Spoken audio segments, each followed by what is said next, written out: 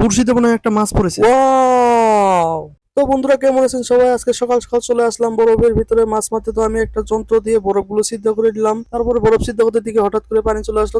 তারপরে আমি বড়শির ভিতরে একটা টোপ দিয়ে বড়শিটা আমি গর্তের ভিতরে ফেলে দিলাম। তারপর আমি সবকিছু রেডি করে কিছুক্ষণ অপেক্ষায় রইলাম। তো কতক্ষণ অপেক্ষা করার পর দেখি হঠাৎ করে একটা মাছ বড়শির ভিতরে বেজে গেছে। তো হঠাৎ করে দেখি অনেক বড় মাছ ধরে পড়েছে। দেখেন বন্ধুরা, দেখেন অনেক বড় মাছ। তো দেখেন বন্ধুরা, এইভাবে আমি কতগুলো মাছ ধরে ফেলেছি, অনেকগুলো মাছ ধরে ফেলেছি। তো এবার আমি মাছগুলো নিয়ে চলে যাচ্ছি। তো তারপর বন্ধুরা মাছের খোসাগুলো সবগুলো ছাড়িয়ে আমি সুন্দর করে পরিষ্কার করে পানি দিয়ে ধুয়ে পরিষ্কার করে নিব। তো বন্ধুরা মাছ ধোয়া শেষ হয়ে গেলে এবার আমি মাছগুলোকে সুন্দর করে পিস পিস করে কাটবো। দেখেন বন্ধুরা মাছের পিসগুলো কত সুন্দর হয়েছে। তো বন্ধুরা তারপর আমি এই পিসগুলোতে সুন্দর করে কিছু মশলা লাগিয়ে নিব। তো তারপর আমি একটা পাত্র নিয়ে নিয়েছি, এই পাত্রের ভিতরে কিছু আমি অয়েল দিয়ে দিব। তারপর মাছের পিসগুলো সুন্দর করে সাজিয়ে মাছগুলো আমি ভেজে নিলাম। তারপরে ভাজা মাছগুলো আমি উঠিয়ে নিলাম। তারপর এবার খেয়ে টেস্ট করে দেখবো মাছের টেস্ট কেমন। বাহ, অনেক দারুণ হয়েছে।